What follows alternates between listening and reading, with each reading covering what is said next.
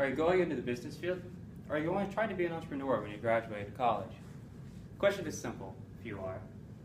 What's a problem in the world, and how can I alleviate that by selling a product or a service? You design your product or your service, but now what? You have to be able to get that product and service out. By doing that, you have to have a workforce. Your workforce is your most expensive part of your business, and it's about to become even more expensive. The Affordable Health Care Act that Obama signed into law will be fully implemented next year, yet businesses are already trying to stay ahead of the negative effects of this law. James Cherokee of The New Yorker wrote an article in October of 2013 discussing how he feels that this law will only help small businesses in the long run.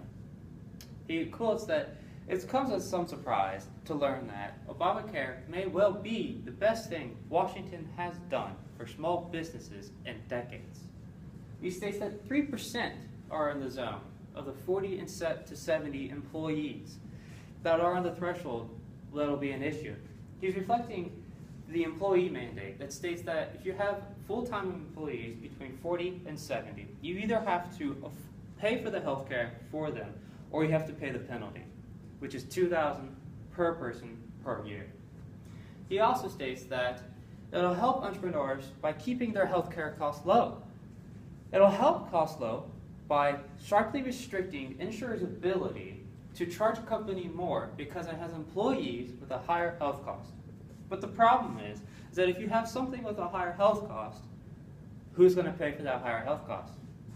The ultimate person that will be paying for that health cost, the higher health cost, is the consumer.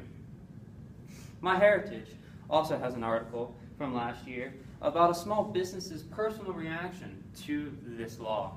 His name's Larry Patterson. He's a franchise owner in North Texas of Glass Doctors.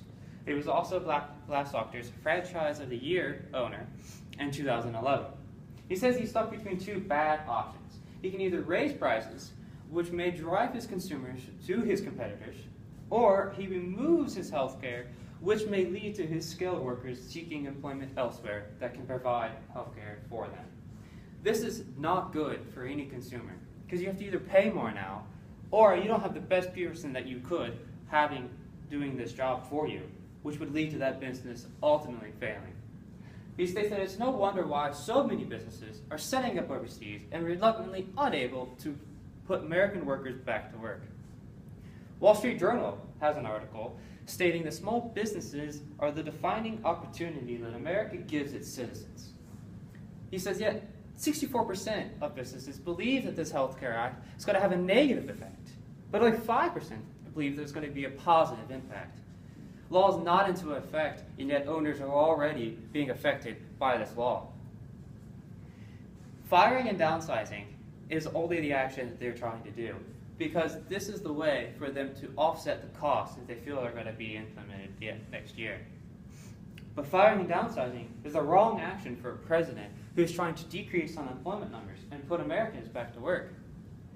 Firms with between 40 and 70 employees have stated that they will make personnel and have made personnel decisions to keep their workforce below the 50 full-time employees to be able to avoid the requirements and penalties of the healthcare law. 28% of businesses are going to drop their coverage and even pay the $2,000 per employee per year. This added cost on that business is only going to reflect on the increase in prices to the consumer. Matthew Rocco of Fox Business states that small and big businesses alike are reducing their workforce. Society for Human Resource Management has done a statistic that ran that 41% of 603 business owners are delaying hiring because of the health care law. 28% are already cutting hours and cutting the payroll. But this is not only happening in the private sector, the public sector is being affected as well. 200 public sector companies are also reducing their hours and reducing their employees. Any added costs are going to be passed on to the consumers eventually. This will only be added on to the price that consumers will have to pay.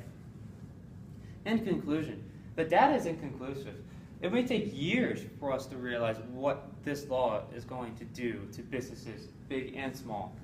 But the problem is that business owners are already reacting to a law that's not into effect. The ripples in the business pond are being felt, and the fish are swimming to the other side of the pond, i.e., as in China. They're firing and increasing costs, which is not what you do with trying to rebuild an economy. The president is extremely happy with this law, yet both parties are cringing and are unhappy and unsure about what's going to happen with this law.